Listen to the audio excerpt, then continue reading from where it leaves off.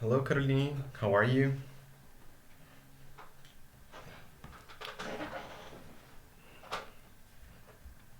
Hi, Mariana. How have you been?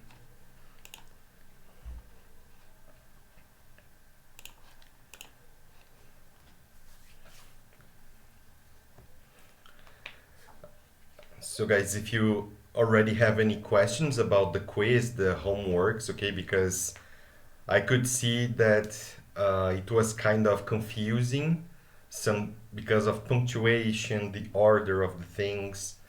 Um, I'm good, Caroline. Thanks. Hi, Alonso.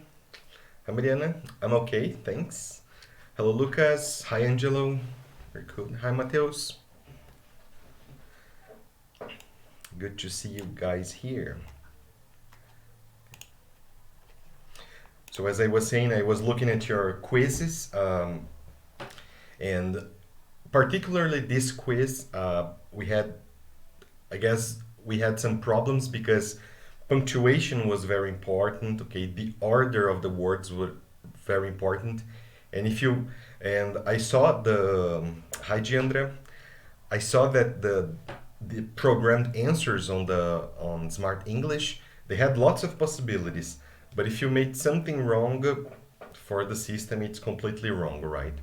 And also, I have been correcting your homeworks that you sent me on my email, and I also could see that there's some confusion, especially about punctuation and the order of words.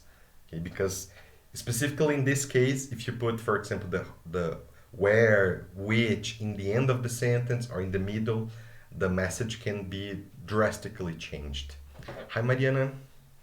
Okay, so that's why I sent in the group minutes ago if you had any doubts about it, because especially the quizzes, the grades were kind of low. So I wonder if you had some special questions about this last lesson that you didn't have any problems with in previous units. Okay. Okay, guys. So well, if you do have, just type it there. Okay. Otherwise, I'm gonna start today's topic. Or of course, you can save the questions also for the tutoring. Okay, pro horário de atendimento. So you can send me a message to save one of the hours we have programmed. Then we can discuss better there. So, if nothing has come in the chat so far, I'm gonna go to our first topic today, okay?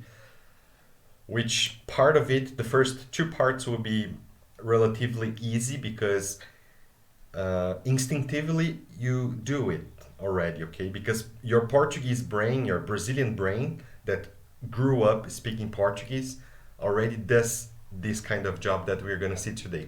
Just the last part that usually students they have some, like I always say, the the top three most hated structures in English for Brazilian students are number one, present perfect, number two, phrasal verbs, and number three, what we're going to study today, the reported speech, because you have to change a lot of things in the sentence, okay? But all right. So let's start with the first part. So here we have the noun clauses with question words, okay? So first of all, something that we're gonna see a lot in the slides tonight is this word clause. Okay, so clause is what I guess we have discussed in some previous classes. So clauses refer to the oração. Okay, when we talk about grammar, languages, clause é uma oração. And a clause in English, it's composed of a subject and a verb. This is the minimum structure you need to have in order to have a clause, okay? For example, if you have sentences like I love you, that we have seen, I love, this is the minimum part that we need to have a complete idea in English. Or even shorter, I sleep. I, the subject, sleep, the verb. That's okay. This is already considered a clause, a complete idea in English, okay? In Portuguese, we can do it even shorter because in Portuguese we can omit the subject. So we can say durmo. And that can be a complete idea in Portuguese because the verb suggests the subject, durmo, so it's eu durmo. Okay, but in English you need at least subject and a verb. Okay, so with that clear, we're gonna see this word a lot and some kinds of clauses. This is it's a great deal of our topic tonight. Okay, so let's move on.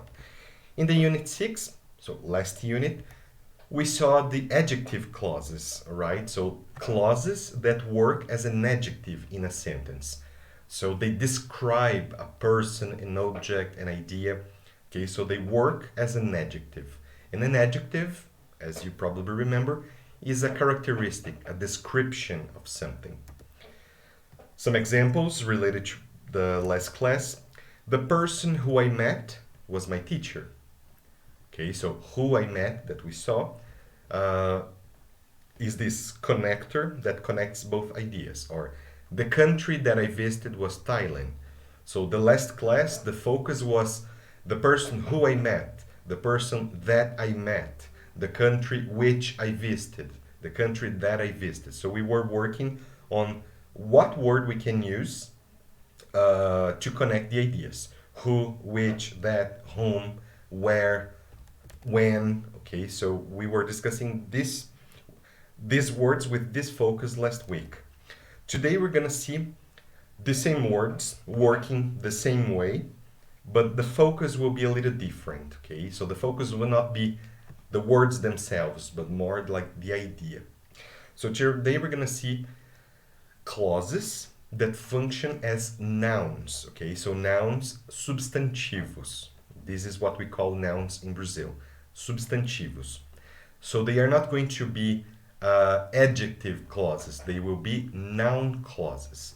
So they will function, they will work as a thing, okay, that we usually give the names to. We're going to see in the examples. I think it's big clear with examples. Hi, Luciano. Hello, Mayara. I don't know if I had said hello to you already. Well, let me just see if my picture is not... Okay, so, oopsie, sorry. Oh my gosh, sorry, the screen is changing. Okay, I'll put my picture below so we can see. Basically here we have three basic types of noun clauses, okay? So this is what we're gonna see tonight, okay? So a little deeper, each one of these type of clauses.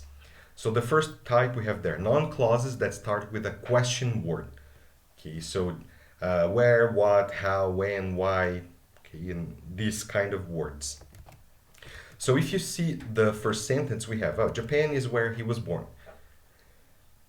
I'm sure you have no problems in understanding that sentence. Japan is where he was born. Sorry, Japan is where he was born. Understanding the sentence is not a big deal, okay? But what is the noun part in this clause? The clause here is he was born, and we have Japan is. So basically we have like two clauses in one idea. Why is this called a noun clause, uma oração substantiva? Because we can say Japan is big. Japan is a nice country. So we can put other things. And now we are not just putting an adjective or something. We are putting a complete idea inside another idea. Okay, so that's why it's called like a noun clause, uma oração substantiva. Because it's going to be something inside another idea. So we're going to see with question words. We're going to see with whether or if, okay, the type number 2. So noun clauses that start with whether or if. So if you remember, if and whether, they have pretty much the same meaning, okay? So if you blah blah blah, that's if. If is similar to whether. The difference is when we use it, okay? When we put in a sentence, sometimes if doesn't work, sometimes whether doesn't work. So the difference is basically the usage, but the meaning is the same. So do you know if I can catch the number 345 bus here? Okay, so if I can catch, this is the part we're gonna study. And this is a noun clause because you can say, do you know me? Do you know this? So this complete part, if I can catch the number 345 bus here, this is equivalent to me, or this is equivalent to this. Okay, so this is why we say, do you know a cat, a dog? Cat and dog are nouns, okay, because they are the name of something. So if you say, do you know a cat? Do you know my cat? So this is a noun. So we are substituting a cat, a dog, me, for a complete idea. But the job here is the same, a noun. Continua sendo um substantivo, mas é um substantivo composto por uma oração inteira. And the third part, noun clauses that start with a that. Okay, that, very traditional for us, very common. I think that you're right. I think that you're right. Especially for our Brazilian minds, we are pretty familiar with that. Okay, so let's move on. So, noun clauses with question words. Well, so the noun clauses with question words are usually used to ask or answer questions. Okay, we're gonna see some examples. Do you know where Mike lives? It's a question. Do you know where Mike lives? I don't know where Mike lives. Okay, so in the first part we have a question, and the question is formed by do you. So the question is here, do you, all right? Where Mike lives is not a question. It's a normal sentence. If you observe, Mike lives. Lives is conjugated in the present. Okay? And remember that we don't conjugate verbs in the present in the questions. For a real question, where does Mike live? This is a real question, a direct question. But here we have like a question inside another question. Okay? So, do you know where Mike lives? The question is, do you? Not where Mike lives. And the second part could be the answer for the question. I don't know where Mike lives. I don't know where Mike lives. Okay, so I don't know answers to the question, do you know? And where Mike lives is just the complement. Okay. Of course, in real life, people don't repeat everything. Do you know where Mike lives? Sorry, I don't. Okay, or yes, I do. He lives around the corner. Okay, so people just answer yes, no, and they continue the conversation. Well, in order to make a noun clause with a question word, first, we usually start with the idea of a question. So, for example, here we have, when did you start learning English? Where does he live? Who do you live with? These are three genuine questions. They are real questions because you have all the classic structure. WH, word, when, where, who, auxiliary, did, does, do, subject, you, he, you, verb, start, live, and the rest of the sentence. So they are normal questions, the questions that we learn in the basics of an English course. Well, but when we put these questions, or better, these ideas inside another sentence, the question structure disappears. And we have to be very, very, very careful because we as Brazilians, we don't usually change that. So, I'm gonna take number 2 for example. In Portuguese we say, onde ele mora? Or, você sabe onde ele mora? Então, onde ele mora? Onde ele mora? That's a question to us. Or, você sabe onde ele mora? Onde ele mora doesn't change the order. The structure doesn't change at all. But in English, it would change. Where does he live? That's a question. Do you know where he lives? Notice that now we don't say, do you know where does he live? Because the question is, do you? Not where does he live. So, do you know where he lives? Do you know where he lives? And this is the kind of thing that we as Brazilians must remember. Because in Brazil, we don't change anything. But in English, You must change. Okay? If you don't change, you're going to ask two questions at the same time, and the listener will be confused. So there we have a kind of transformation from those questions. When did you start learning English? That's a question. If I want to remove the question structure, I don't use did you, but I reflect the past idea of did in the verb. So I can say, oh, students, please tell me when you started learning English. Okay? Please tell me when you started learning English. It's not a question, okay, but it's a request. I am requesting something from you, but I am not making a question. Please tell me when you started learning English, right? There's no question structure. Or the number 2, where does he live? Oh, sorry, I don't know where he lives. I don't know where he lives. Or number 3, who do you live with? That's the question. Or I would like to know who you live with. I'd like to know who you live with. It's not a question, but I am requesting something from you. Okay. Guys, if you have any doubts or if you want me to repeat anything, just please ask me in the chat. Okay, I'm constantly taking a look at the chat. So that's it. And I know that this topic today, it's kind of boring, okay, especially because it involves lots of grammar and stuff, but we'll survive, okay? I hope we do. So using the examples above, let's put this in in bigger contexts. So there you go. The example 1 about learning English, I can ask the person, I can really ask directly the person, when did you start learning English? Or I can put this, make it more formal, more polite, okay? Especially if you're talking to somebody you don't know.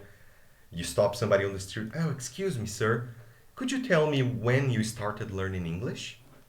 Okay, because could you shows more politeness, okay? Especially if you're talking to strangers. Oh, excuse me, sir, could you tell me when you started learning English? We also do this in Brazil when we want to be more polite or more formal, okay? So we don't stop people on the street like, oi, sorry. Oi, quando você aprendeu a estudar inglês? No, we try to say something like, com licença, será que você poderia me dizer quando você aprendeu inglês?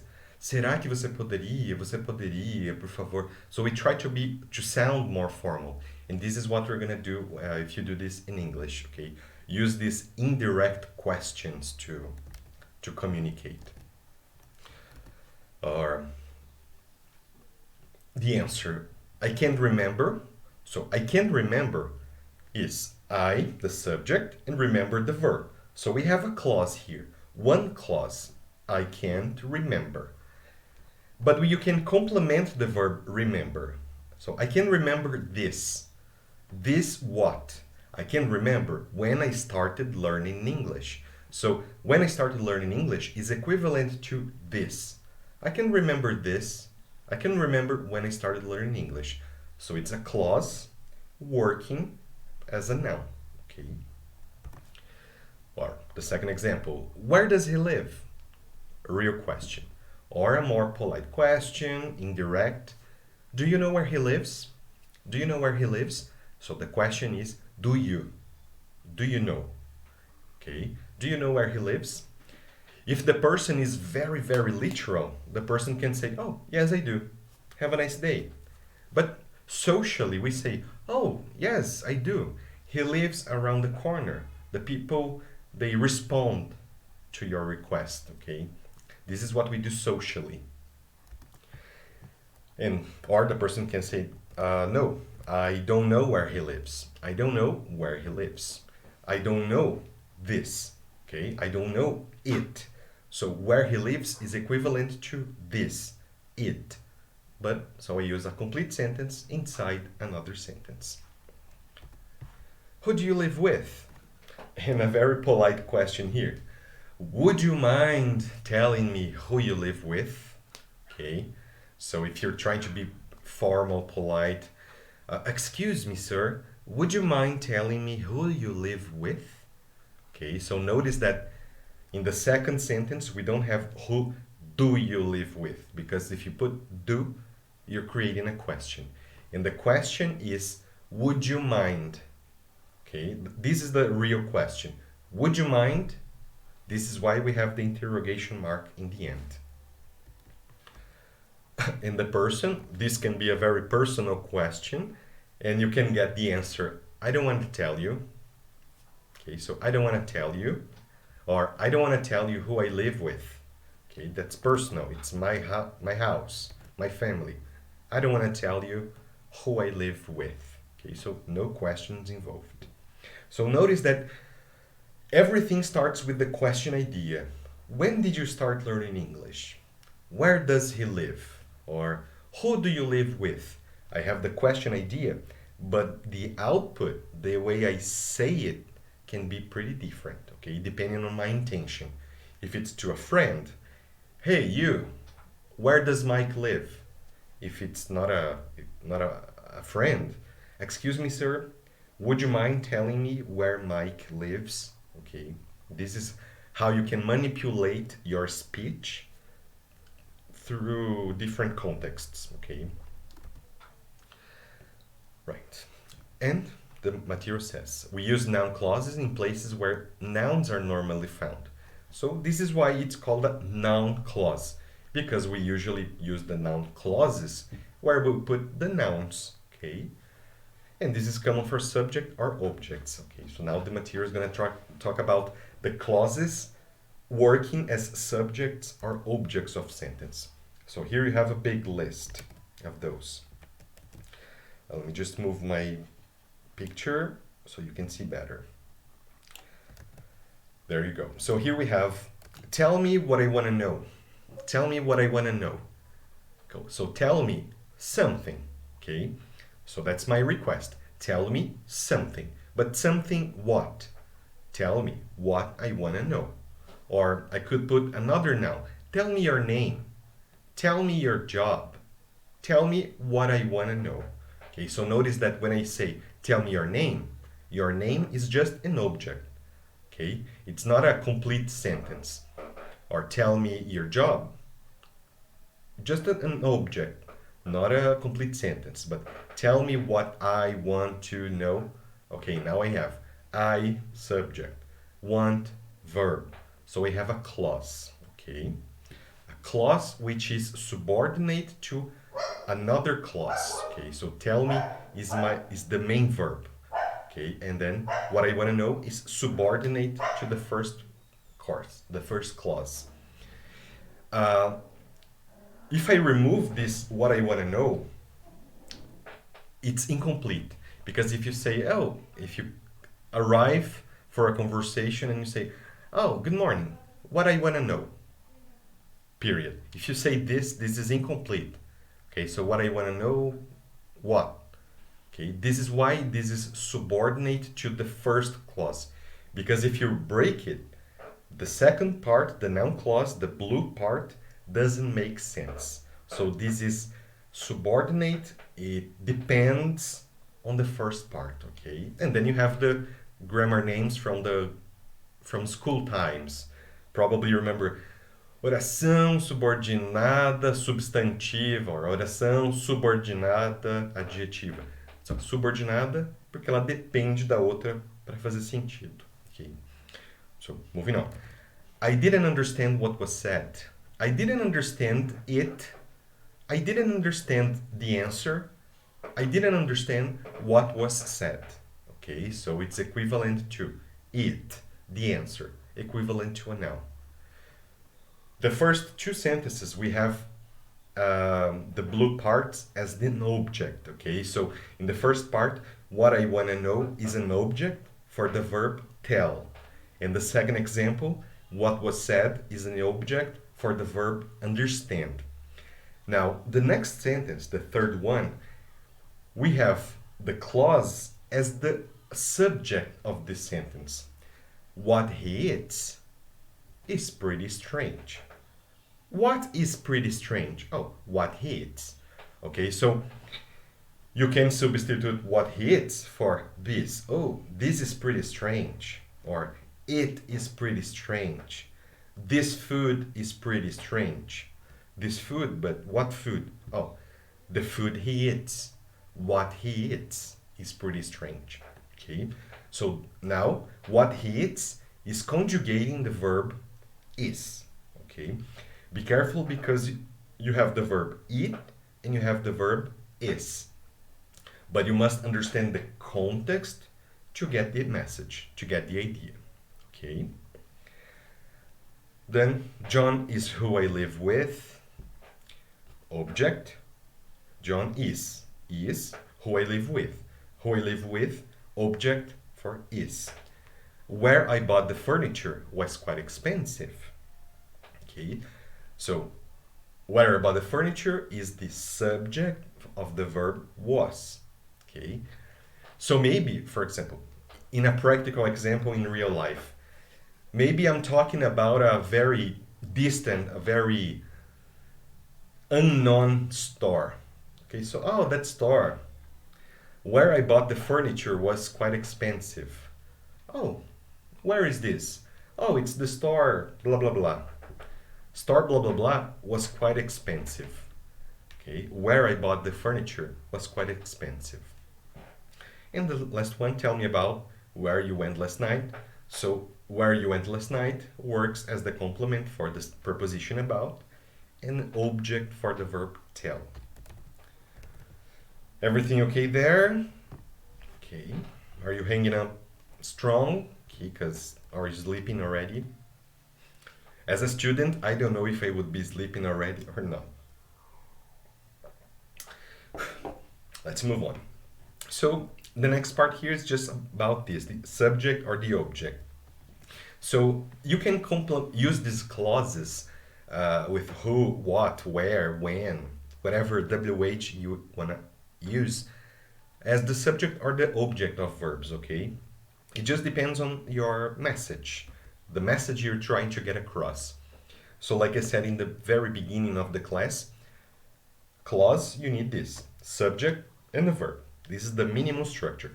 Prepositions, adjectives, articles, they are just extras, but you need the subject and the verb to have a complete idea in English. Well, some examples. This is just what I was saying, okay? So I'm gonna go a little faster this part because it's just examples. So I don't know what we ate. I don't know what we ate. The verb know, okay? This is the main verb, know. And the subject, I. So this I have my clause, the main clause, okay? I don't know what we ate, and what we ate is complementing the verb know.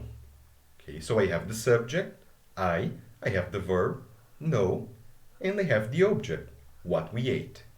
Okay, and that's true. We is a subject, ate is a verb. So we have we ate, this is a clause. I don't know, another clause. Okay, so we are putting two clauses together and they are united by what?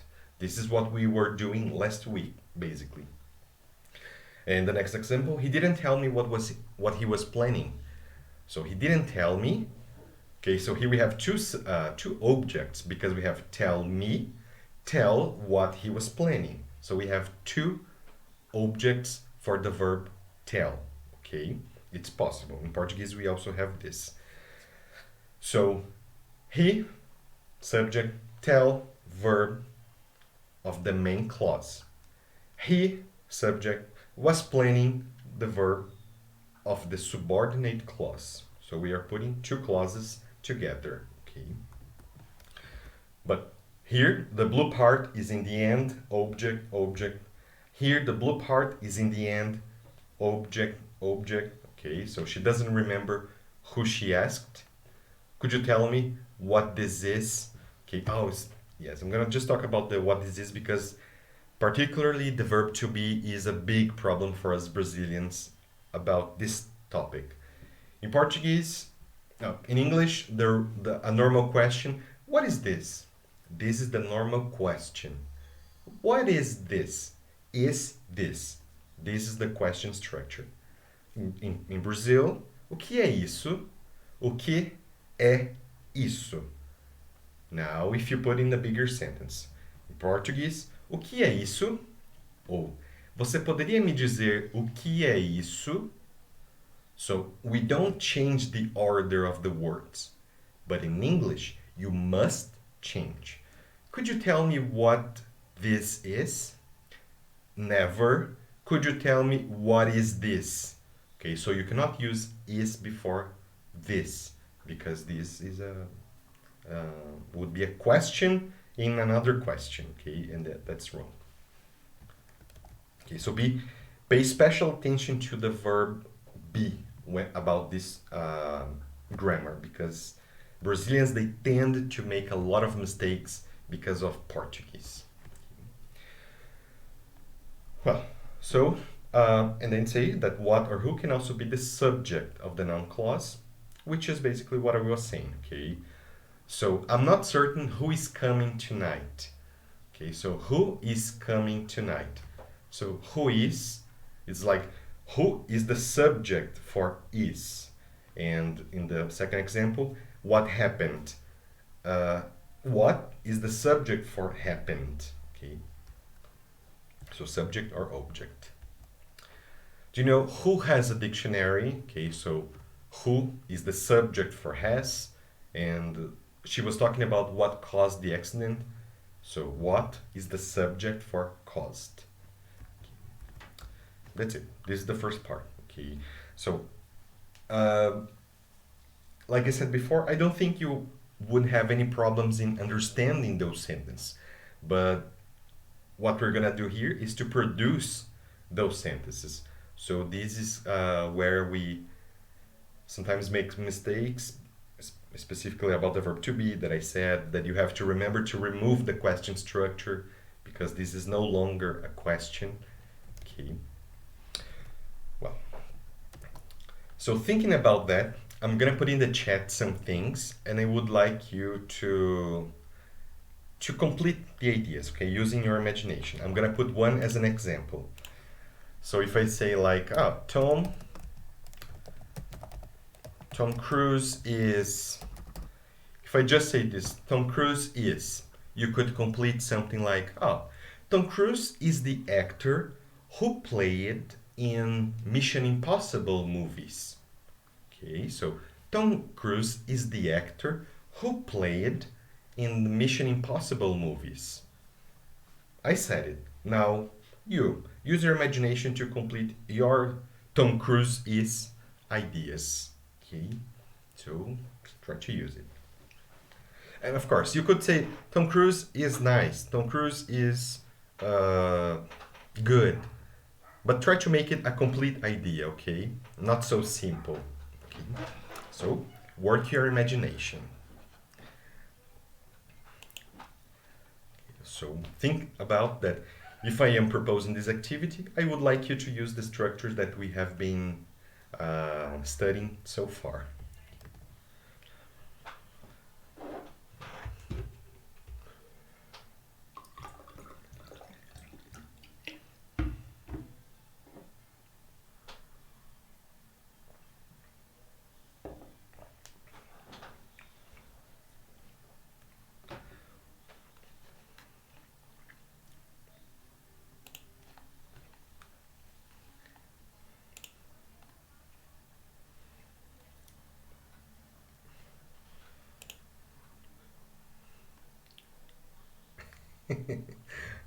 Okay, Luciano said Tom Cruise is a man that has much money.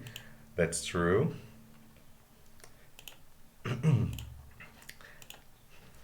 he usually plays in blockbuster movies, so yeah, I'm sure he does have lots of money.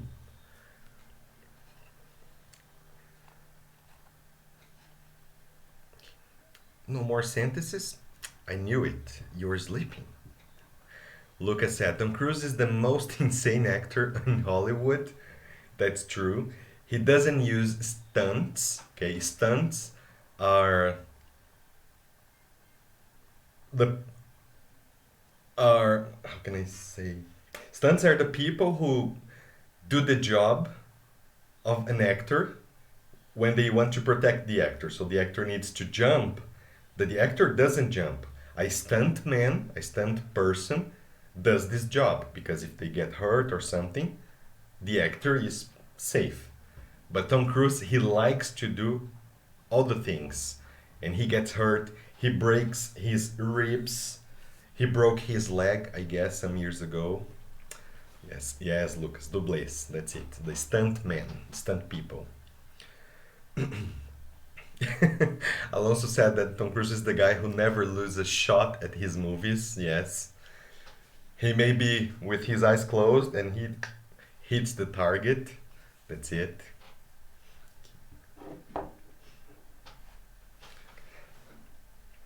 Angelo said Tom Cruise is the guy who Katie Holmes was married.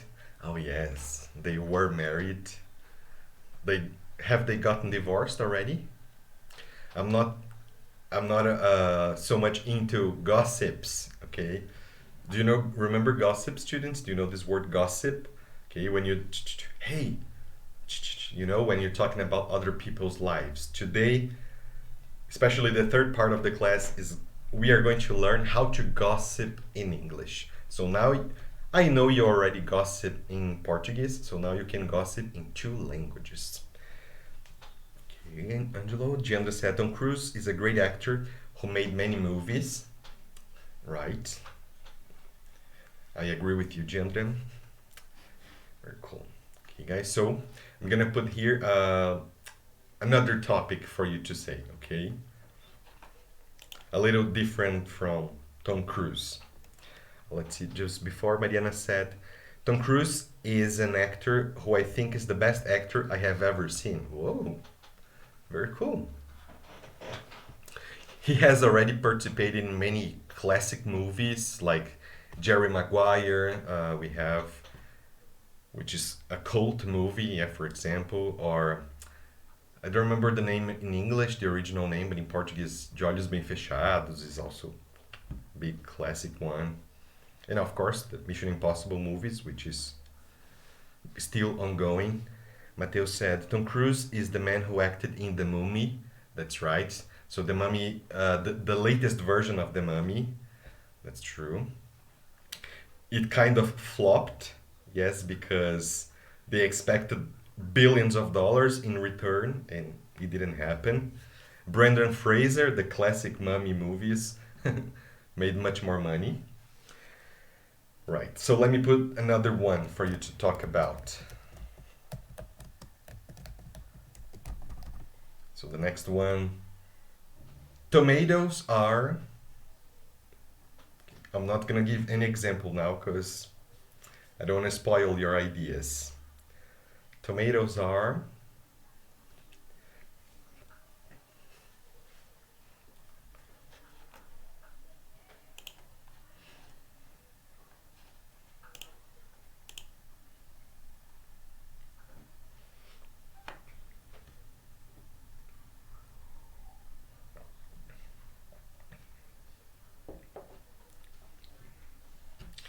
so just use your imagination. You can say crazy things like oh, tomatoes are what Tom Cruise eats for breakfast.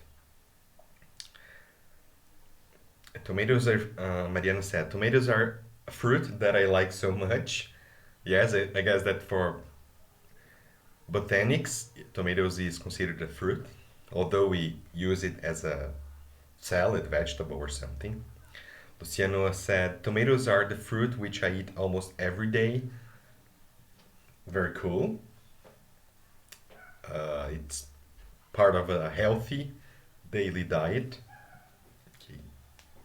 Just Luciano, I would suggest that you break every day, okay, in two words, every day, because if you mean like every day, Monday, Tuesday, Wednesday, Thursday, Friday, da, da, da, if you that's what you mean, every day separated, okay? Every day together exists, and every day together is when you talk about routine. For example, my everyday life is very busy. My everyday life is very busy. So it works as an adjective, okay? So I work every day, or my everyday life is busy. Caroline said, tomatoes are the most delicious fruit to eat with salt. Okay, very cool. I agree with you, Caroline. Okay, very nice, guys. Giandra said, tomatoes are great for health, which people eat. Yes, just not necessarily the, okay, because which people eat sounds like more general, okay, like lots of people. Um, okay, that's it, Luciano. Good. Lucas said, tomatoes are a divine blessing. Okay, very cool. Alonso said, the grammar is okay. Okay, Lucas, the grammar is perfect. I'm just thinking if I agree with the divine blessing part, but that's good. Alonso said, those things, tomatoes are those things you want to have when you are next to a Brazilian politician. All right. People have hobbies, yes, strange hobbies, so that's good. Mateo said, tomatoes are the fruits that are red. That's right. Mariana said, tomatoes are an universal food which we can eat with almost any kind of plate. Yes. Yeah, pretty much. Even a tomato pizza is good. Yes, usually the margarita pizzas. Yes, just cheese, tomato, that's it. Mayra said, tomatoes are the fruit that I do not eat because it gives me allergy. Oh, is it true, Mayara? It's the first time ever that I see that somebody's allergic to tomatoes. How do you do with pizza or hot dogs or bolognese sauces? Joe said, tomatoes are the fruit that ketchup is made of. Yes. Joe, Angel, yes, that's it. All right, guys. So I guess you got the idea. That's basically what you're doing here is what I meant with the first part of the class, okay? I suppose that you're not thinking of, oh, this is a noun clause, I'm going to create a clause here, a object, subject. No, you don't need to know this, how can I say, these background parts of a language, okay? You just need to use it, especially, of course, depends on your purpose. If you want to be an English teacher, sorry, you must know these names and stuff, okay? Mayra said, no, it's not true. Okay, oof, right. Okay, yes, I was a victim of my own exercise. I told you to use your imagination, and you did. Very cool. So let's move on, guys. Just so you know, these sentences, these ideas that I propose now, they are part of one of our speaking parts in our material, okay? So we usually use the grammar. So this is the speaking 7.4. Of course, it's meant for speaking in a face-to-face classroom. It's much more exciting than typing on YouTube, I know. But just to tell you that I am using our material, okay? Let's move on to the 7.2 now. Okay, so we saw the first basic type when we use the noun clauses with question words, what, where, when, how, blah, blah, blah. Now we're going to see noun clauses with whether, if, and that. Okay. That, you're going to see in the end, it's pretty easy, like we do it already, especially when we connect the ideas. But whether and if, we have some details that we should be careful about. So, whether and if. So, in Grammar 7.1, the first part of the class, we learn how to use noun clauses with question words. When a yes or no question is changed to a noun clause, we need to use the words whether or if. So if you remember, we worked with questions. When did you start learning English? Where does Mike live? Who do you live with? These were the questions the material used. Okay, but they were not yes or no questions because you needed to answer a long answer. But sometimes we include a yes or no question, and if you transform this, if you include in a bigger sentence, we use whether or if. Okay. So, let's see, okay. Basically, this idea of the using whether or if, we also do in Portuguese, okay? For example, I'm gonna use the first example in our material. Ele gosta de mim? Ele gosta de mim? Or, fico pensando se ele gosta de mim. Notice that we use se, okay? Because we instinctively, we know that does he like me creates a yes or no answer. Fico pensando se ele gosta de mim, ou fico pensando se eu paguei aquela conta. Because the question is, eu paguei aquela conta? Tô pensando se eu paguei aquela conta. So when we use this se, if, or whether is what we're going to do in English, okay? And of course, like we were discussing, does he like is a question. Does, auxiliary, he, subject, like. Does he like?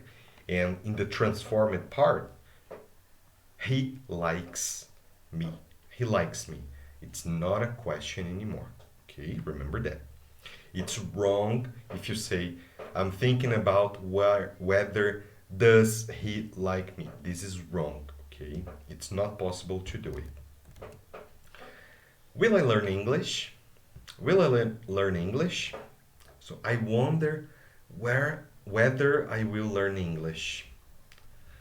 Será que um dia eu vou aprender inglês? So if you, this kind of sentence that we use in Portuguese, será que um dia eu vou aprender inglês? This is a perfect moment to say this. Oh, I wonder, I think if I will learn English, or whether I will learn English. Okay. Should I go home? The third example, should I go home? I don't know if I should go home. Should I? Question. I don't know if I should. No question.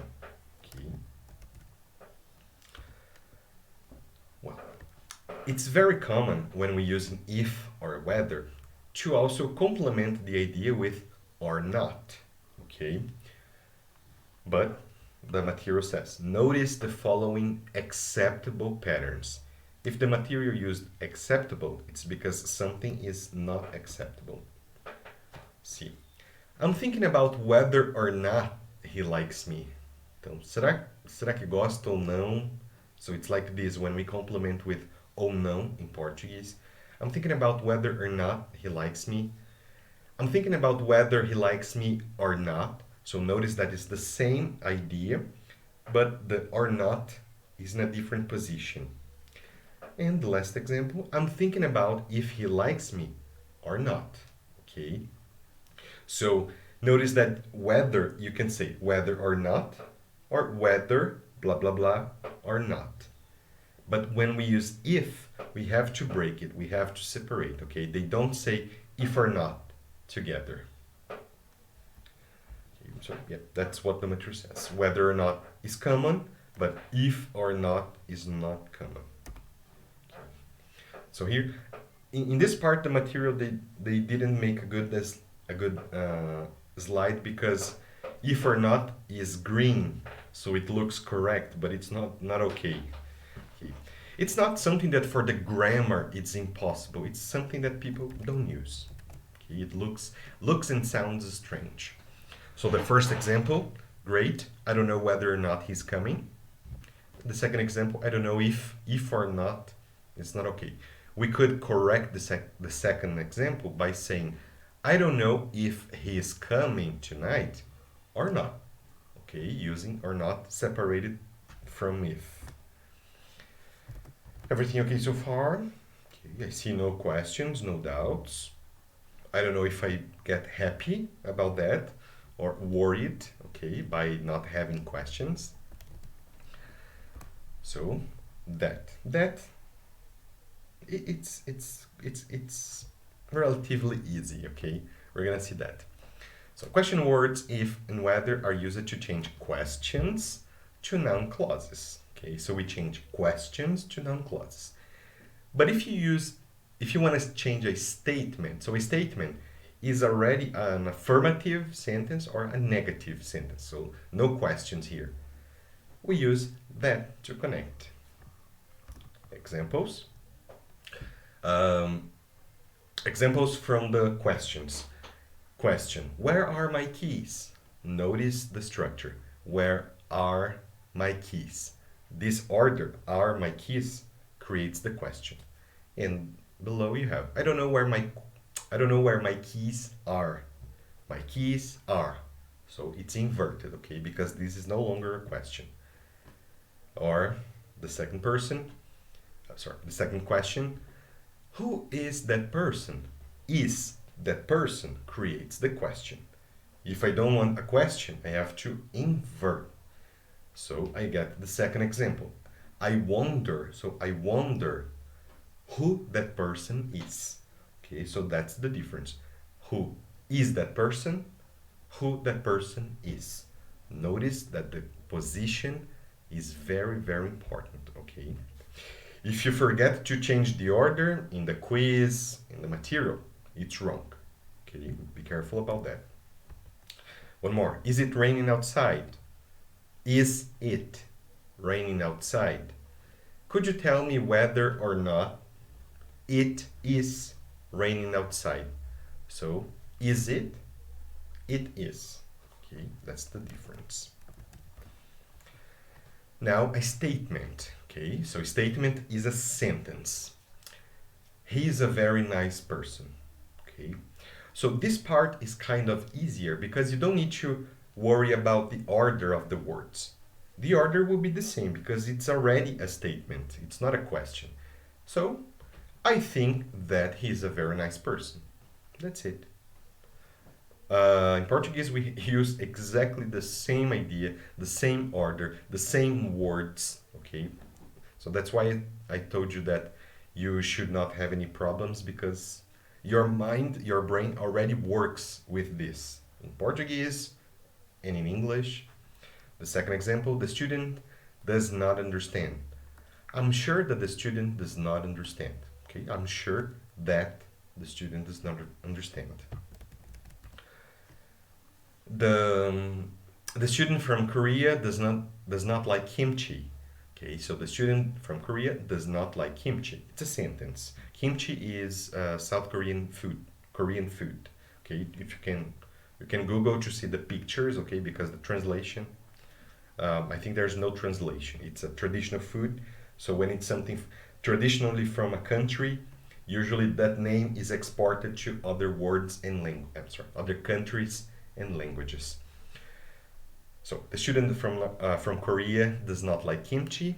I cannot believe that the student from Korea does not like kimchi. That's it. Okay, so just unite the sentences with that.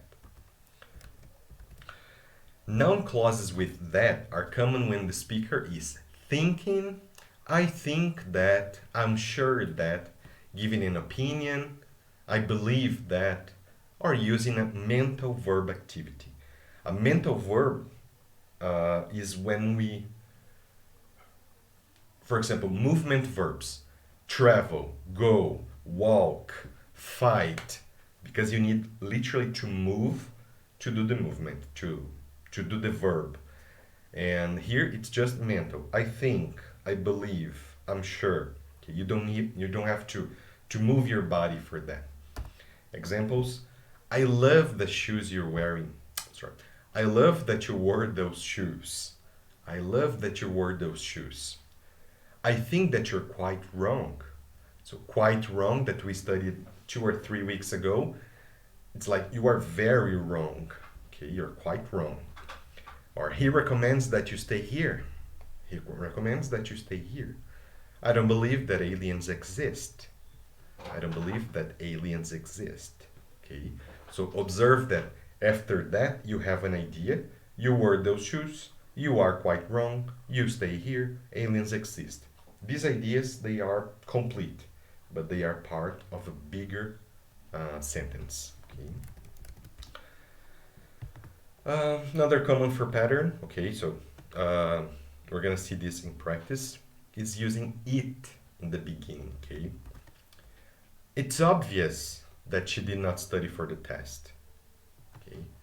So basically, she did not study for the test is equivalent to it, because you can ask yourself, what is obvious? Oh, it's obvious that she didn't study for the test. Okay, or that she didn't study for the test is obvious. It's also possible to invert. That she didn't study for the test, it's obvious. Okay, in Português, I guess we can do something similar. We can say, é óbvio que ela não estudou, ou que ela não estudou é óbvio. It's possible to do the same thing in Portuguese as well, and in English. And then you can start with that, okay? That she didn't study for the test is obvious. Something that I remembered, the TOEFL tests love this structure. It's very, very, very common to see this. That part dislocated from the traditional part. And then, because it's not so common, they want to trick the candidate, the student who is taking the test. But actually, that's the right answer. Okay, because that she didn't study for the test, this sounds strange. Start with that she. But it's right. Okay, so the test takers of the TOEFL, they love this. The test producers, actually, they love this because it's uncommon, but it's correct. And then they trick the students to check on the test that it's incorrect. Okay, so it's wonderful that you're here. It was too bad that we did not see each other. It was lucky that you got the last seat on the bus. Okay, so it is, it was. Okay, so it's very common to see this. And it's common, the last part of here, it's common that for English speakers to omit that when speaking. This is something that we also discussed, this omission, in the Unit 6, the last class. It's possible to say, I know that you're right, or I know you're right. Okay, both are okay, both are right. No difference. Okay, there's no difference at all. No formal, informal, no. Both are correct. Okay, like I said, Brazilians, they have a tendency of using that because their Brazilian minds make them feel that you need something to connect the ideas, but it's very common for our native speakers not to use that. Okay, so I know you're right, or I'm sure he's here yet. I'm sure he's here yet. Okay, or the third example, it's amazing you got here so quickly.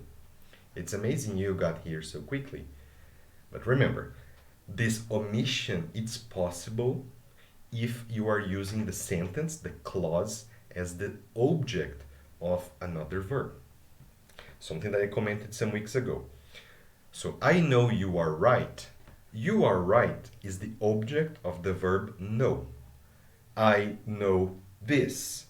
I know you are right. Okay, so you are right is equivalent to this. Is the object of the verb know. Okay, so if you have this structure, okay, it's possible to omit. But if it's about the subject, it's not possible. Okay. If you are in doubt, omit or not omit, don't omit, because if you don't omit, you're never wrong. Fine here, guys. That's it for the part 2. Okay. Right. So, I don't know if you have noticed, we have seen 7.1, 7.2, and now we're gonna see 7.4. Okay, I'm going to skip the 7.3. 7.3 is more about punctuation, is the use of quotes, quotation marks. Okay, basically it's pretty much the same as we use in Portuguese. Quotation marks, like she said, column, okay, column, those 2 dots. She said, column, quotation mark, blah blah blah, quotation mark. It's the same thing, so I'm not gonna take our time here to to talk about it, okay? You can go there, you can check the material, okay, but it's the same thing. So I thought it was not so worthy to spend and to make the class longer than it already is, okay? But it's that, okay? Well, so let's move on to the last part. So now it's good. Now it's when we are going to learn how to gossip in English, okay?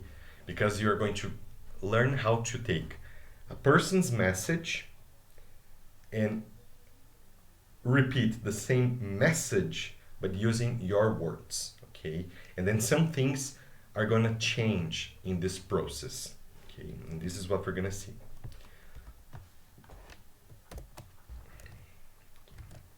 Well, so when I gave the example of she said, quote, let me create, for example, she said, quote, I like tomatoes, okay, the example we used. She said, quote, I like tomatoes, okay. These are the exact words she said. So when we see she said, I like tomatoes, I is not I, it's she, because she said, I like tomatoes, right? So this is a direct speech, what we call direct speech, é o discurso direto, uma citação direta, yeah, that we are using in academic language. É uma citação direta, because you put the quotation marks and you use the exact words from the original person. The reported speech is the material, but we also call it in the grammar as indirect speech, discurso indireto ou citação indireta that we could use, okay? Uma citação indireta. Now we don't use the quotation marks. We don't use I like tomatoes. We say she said she liked tomatoes, okay? Because I, Henrique, am talking about her. It's not me who likes tomatoes, it's her. So she said she liked tomatoes. Okay. Structure. So basically when we make this transposition of messages, we have to pay attention to the verbal tense, because the verbal tense is going to be the main part of this grammar here. Okay. For example, we have there, John asked me why the sky was blue. So let's do this kind of exercise. So we have these two sentences and I would like you to type in the chat what exact words John said, okay? Because here I just have the transposition message, okay? John asked me why the sky was blue. So try to imagine, what did John say exactly, okay? Using the quotation marks. What was the direct speech? Qual foi a citação direta que o John falou? Put in the chat, please. John asked why the sky was blue. So, what do you think was John's exact words? And also the same for the second example. She said that she did not understand the grammar.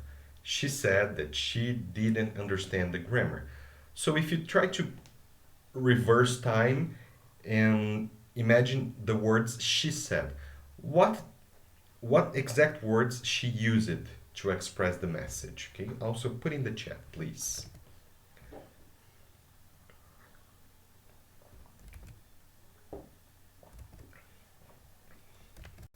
So let's see, Angelo said, John said, quote, do you know why the sky is blue? Okay. I'm not gonna say if it's right or wrong now, okay? But I do wanna see your answers. Luciano said, John asked, quote, why is the sky blue? Okay.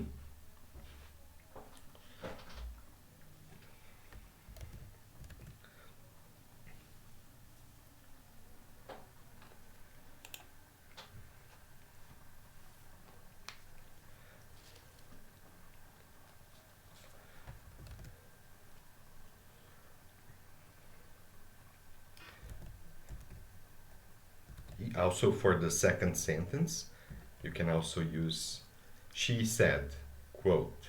Da-da-da-da.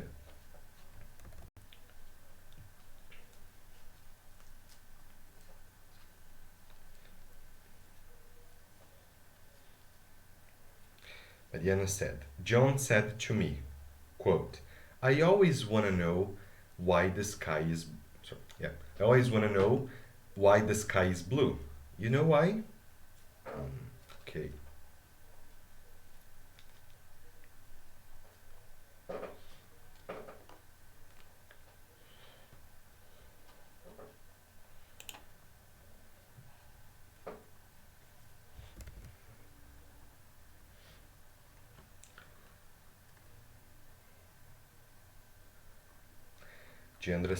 John said, quote, do you know why the sky was blue? Okay.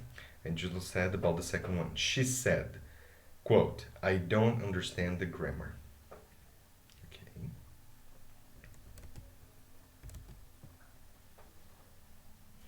Yeah, good guys. That's it. Basically, what you're writing is what I wanted to test you about. Because when we are dealing with this reported speech, changing messages, and or telling other people's messages, people apostrophe s, okay, people's messages. When we are talking about other people's messages, sometimes we have to be careful about the verbal tense. Okay, the verbal tense, it's very, very important. Let's see, John said, quote, do you know why the sky was blue? Okay. Well, let me tell you guys. Basically, um, yes, Mariana, it was missing the quotation. Basically, that's it, okay? For the grammar will say, let's see, Luciano said, is there a situation in this situation we use always that, or we can use another word? We use always that.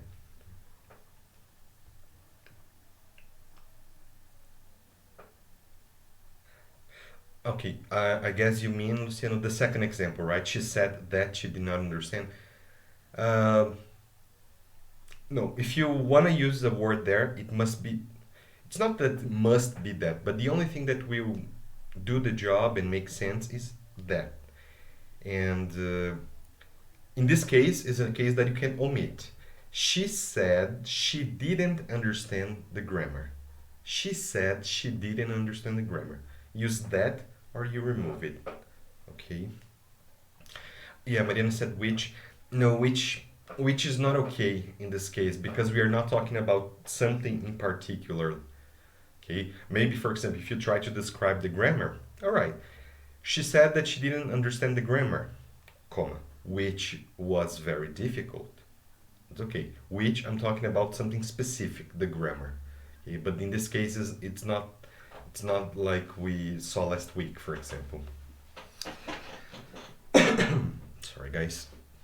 Well, so let's move on. Basically, what you did is right. Okay, when you reversed the message, when you went back to the original one, you put the verbs in the present form. That's it. The sky is blue. She. Oh, I don't understand. That's what you should know. Okay. This is called backshifting. Backshifting is when we take original message present, reported message past. Okay? Or original message past, reported message past perfect. The past perfect is the past of the past. Okay?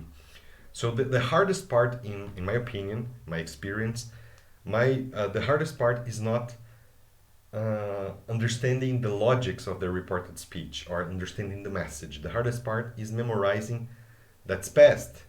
So it becomes past perfect. That's future. It becomes would or could or might, depends on the modal you use. This is it's I don't know, present perfect continuous becomes past perfect continuous. So I noticed that this is the hardest thing about reported speech for students. Okay, so let's move on. I don't want to be so long. So that's what the material says. We have to backshift. We have to change it like one step to the past. Okay, and they say, for example, if you use the present simple in the original message, the quoted message, you have to repeat this message using the past simple. Okay. Here, they're gonna show an example with all the verbal tenses in English. Okay, I'm not gonna read all of them, but we can notice some details. This table, you have a table with all the tenses and all the changes in our material. So if you open there, Unit 7, Grammar 7.4, you will see a big table with all the changes, okay? But let's just check the details, the most important parts. James said, I am really hungry. Am present, I have to use the past. James said that he was really hungry. Okay, so I have to be careful about the person. I refers to James. So he. I am, verb to be in the present, verb to be in the past. Or James said, it is starting to rain, to snow outside. It is. James said that it was starting. So it is, it was. I am, he was. Okay, so it's like back shifting. One step to the past. So here, that's it. Study, studied. I am studying, was studying. Have studied, had studied. So notice that everything that you identify, oh, that's present, that's what you have to change to the past. Okay, that's what you have to backshift. So present past, present continuous, past continuous, present perfect, past perfect. Notice that the only modification is have, had, because studied remains. It continues studied. Okay. Now, studied in the past. Okay. So present to the past, past to the past perfect. Studied, had studied. Okay. So this structure, had studied, had finished, had gone, had spoken. This is the past perfect. The past perfect in English is the past of the past. Okay, is the most past you can get in English. The past perfect we will discuss very briefly, I guess, next class, next unit, or in 2 units, something like that. We're gonna focus more on the past perfect. Here, was studying, had been studying. So how did was studying get to had been studying? Because was is the past of to be. So I have to use the past perfect of to be. So had been. Studying doesn't change. Studying, studying. Okay. Let me just see if my picture, yeah, it's not covering. So was studying, had been studying. So the verb to be here, was, is here, been. Okay. And now we have I had studied. So here we already have the past perfect. Had studied. No changes, because this is the maximum you can get to the past. So I had studied English. He had studied English. Okay, so there's no more backshifting from that point. Will study. How can we backshift? So for the future we use the present. No, we have to use the past of will. The past of will is would. Okay, So similar to can, could, the past of will, would.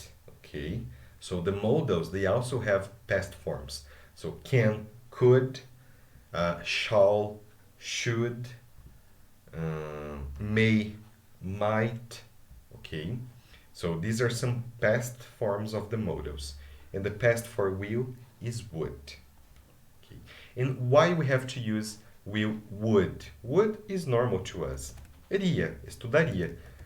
It's because if you think logically, if you think in the context, the person says, eu vou estudar inglês, eu estudarei inglês. Ele disse que ele ia estudar, ele disse que ele estudaria. But did he study? I don't know. Okay, I don't know from the message, I don't know if he studied or not. But he said he would study. If he did or not, it's not in the message. Okay, I am going to study English. Am going to study am. This is the present, so you have just to change am to was. Was going to study. Okay. Can, past, could. May, past, might. Might, might. There's no more back shifting. Must. That's important. When you use must, if you use must as the idea of obligation, must doesn't have a past form. You have to use had to. So I must study English is the same as I have to study English. So the way they found to report this message was using had to. So I must study English, I had to study English. I have to study English, have to, I had to study English in the past. I have to study English, had to. Should, okay, so should is the past for shall. And so should, shall, that's the maximum, should, okay. I should study English, he said he should study English. Okay, so should stops at should. Well, and sometimes it's possible to not to backshift. Okay, so sometimes we don't backshift things because of the message.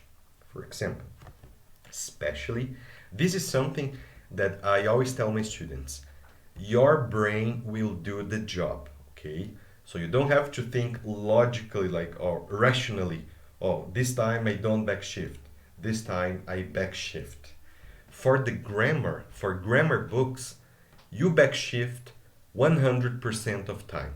You always backshift for grammar books. For real life, sometimes you don't backshift because the situation didn't happen.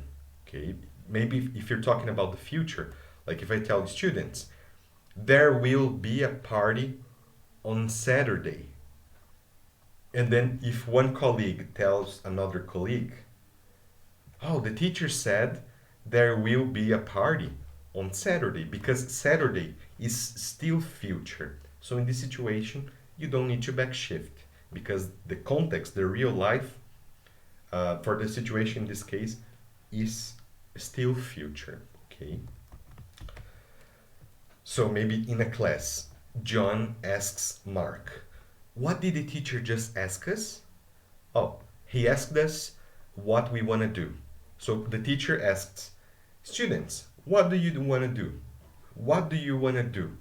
And 2 seconds later, so, sorry, what did the teacher say? He asked us what we want to do. Because this teacher's question is still valid, okay? It's still continuous, what we want to do. So then you don't need to backshift. Also, you don't need to backshift when you're talking about general truth, fact that don't change. For example, birds fly, that's a fact. Birds fly. Okay, and then John says, why do birds fly south in the winter? So why do birds fly south in the winter? That's a fact. Birds do fly south in the winter. And then John asked why birds fly south in the winter. That's a fact. It's not past anymore. Okay, the reason for backshifting is because we don't know when the original message was spoken for the first time. It could have been yesterday or it could have been 5 years ago. So we backshift because we are trying to protect the listener about the original context. In this case, we don't backshift because birds continue flying. Okay, so they still fly. And just the final details, report commands and requests. Okay, when we give an order, okay, or a request, we have to use some different things. We don't backshift because it's not present, it's not past, it's not future, it's an order. For example, please be quiet. Be quiet. Be is not in the present, is not in the past, is not in the future.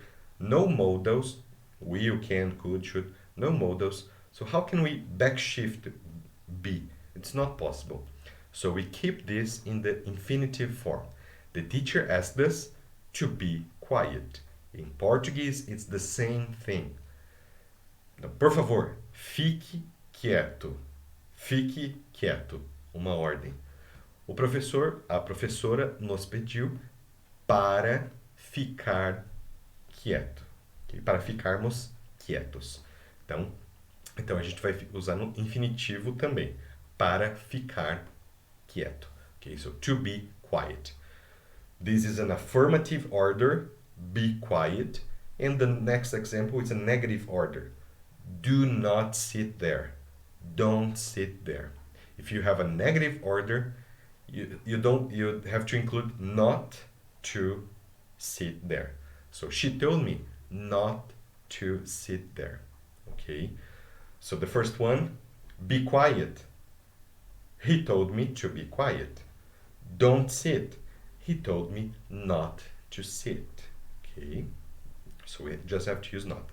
And this not, you never contract because there's nothing to contract with.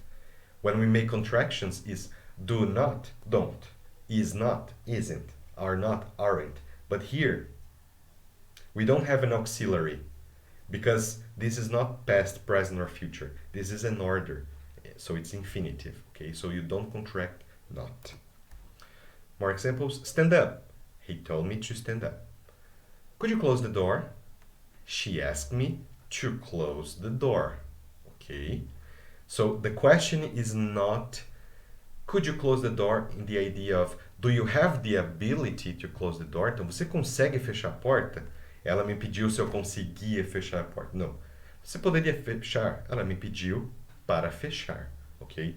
So this is not a question, this is not a real question, a sincere question. It's a request, okay? A polite question. Right, and the last detail, and then it's over, I promise, it's time and place. Because not only the verbs, but like we saw, we have to change the person. I like tomatoes. She said she liked tomatoes. Or I will eat tomatoes today. But today, maybe she said this sentence, I will eat tomatoes today. She said this 5 years ago. So her today is not my today. So we have these forms that we can change the time. Today, that day. Now, then. Yesterday, the day before. Okay? So yesterday is always the day you are living at the moment. Okay? So if I say, students, yesterday, Wednesday, because today is Thursday. If I say the day before of the original message. Okay. Days ago, days before, similar to yesterday. Last week, the week before. So the day before, the week before, the month before, the year before, next or tomorrow, the following day, the following month, the following week, the following year. Okay. Here, there. Because usually people are in different places. Okay. But if you are in the same place, don't change. Here, okay? She said she had tomatoes here in my room, so it's okay. This, that, these, those. Okay, so be careful. And this is why I told you that your brain will do the job. Because consciously or unconsciously, you are going to, okay, she said this message at the school. Here is my house, the school is there. So she said it there. Okay, so your brain will do the job. If the party was last Saturday, you your brain won't make you repeat, oh, the party is going to be on Saturday. No, because it was last Saturday. So your brain will try to, oh, the party was last Saturday. Okay, so that's why I told you that your brain will do the job in a real life situation. Okay, on the exercises, it's another story. You have to pay attention. Okay, guys, that's it. Okay, so this was the reported speech. Basically, this is the structure we use when we are gossiping about somebody. Okay, ouvi dizer que a pessoa tal, tal, tal. So this is when we use the reported speech. Okay, we do this, we follow all these rules in Portuguese, but we don't pay attention to that. But we do change, we backshift in Portuguese. We change the people, we change the places and the time, but we don't pay attention because it's our language. Now that we're gonna do this in English, you will need some attention in the beginning.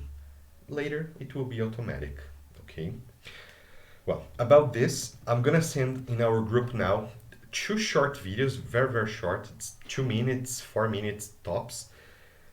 2 videos that the quality is horrible, the sound is horrible, everything is horrible in the videos, but it's one of the videos that I love to hate because everything is horrible, but it's exactly what we discussed today, okay? So never mind the quality, just see the message, okay? I'm gonna send in our groups now as we take I'm gonna take a short break, okay? So we can rest a little. Then I go back and start calling you in the groups, okay? So thank you guys for your patience and your participation, and I'll see you soon, okay? So I'll send the videos now so you can watch in this 10 minutes of a short break, and then I come back to our speaking part. Okay guys, so see you soon.